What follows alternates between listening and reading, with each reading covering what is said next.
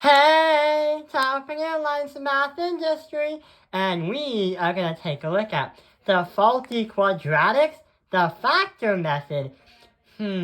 Why do we call it faulty quadratics, and how does this factor method even work? Let's see what happens. Ooh, a problem. So there's an algebraic expression right here. There is something a bit suspicious about this expression. If you ever notice, this so-called expression kind of looks something like a quadratic, when we say ax squared plus bx plus c. It kind of looks like that, but instead of a quadratic, it's called a quartic. But why are we relating this and that together? Well, we have a quartic trinomial, and not only that, it's kind of formatted the same way, but instead with different exponents. So let's try to factor it all out and see what we can do. So we can treat this just like a quadratic, even though it's a quartic trinomial. That's why we literally call it the faulty quadratic, because it's not a quadratic, it's a quartic. So let's see what happens. Treat it just like the quadratic we've learned from in the past few years. So we have negative 12 on the top, and we have negative 4 on the bottom. What can be multiplied to negative 12 and add to negative 4? Well, we have negative 6 and 2. When you do that, it makes both conditions true, or both statements true. Meaning, we could say x minus 6, and we could say x minus 2. But we are not done yet, because didn't we say that this was a quartic? Yeah. So instead of saying this and that, because that makes a quadratic, a quartic is kind of like double the quadratic. So instead of saying x minus 6, we say x squared minus 6 and x squared minus 2. Done. Those are the factors of this expression right over there. So the faulty quadratic factor method is kind of like a cheat or a hack to mathematics when you're trying to solve these kind of problems. Let's take a look at the second one. The second one is going to be pretty much the same exact idea. So let's see what happens. Treat it just like a quadratic. We make our puzzle here, the x puzzle.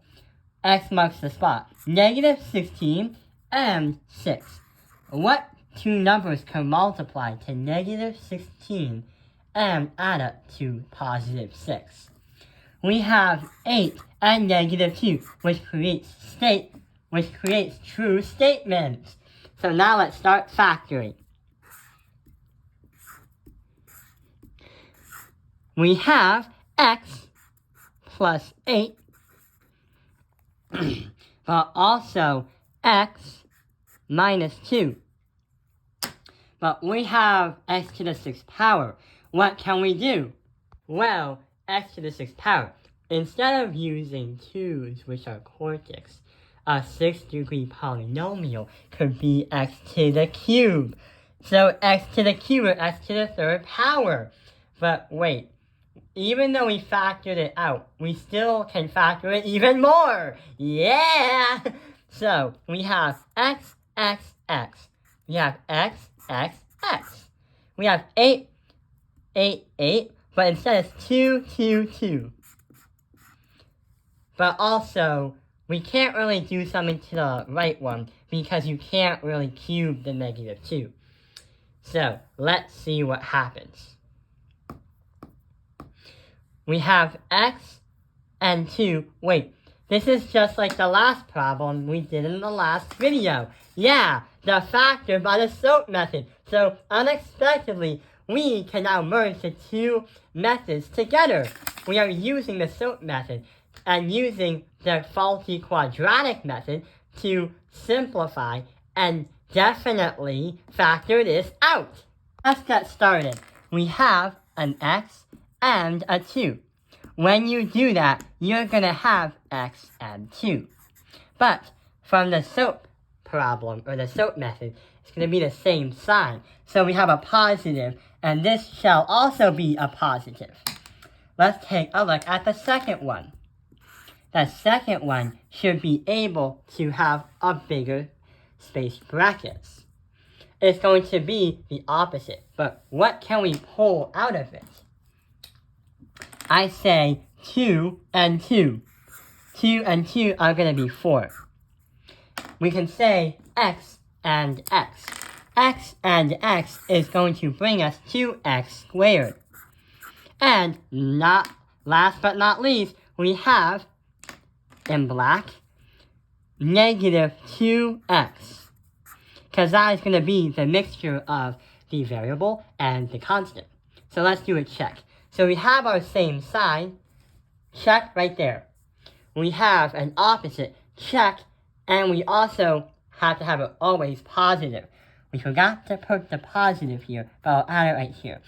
So yeah, we are done? We're not done yet. We still have to move this all the way down over here. So x to the power 3 minus the 2. Now we are done. So that is a longer example when you have something other than x to the 4th. And you might need to combine and interchange all the different methods you have learned. On your next math test or assignment, you will be practicing and you will be required to know how to mix all the different methods and know which ones to use according to what expression is present on the piece of paper or on the assignment or test. If you are taking a test or an assignment, good luck. Have fun. Thank you. I hope this video has helped you understand faulty quadratics, the factor method. Thank you for watching Talking Airlines Math Industry. Like and subscribe.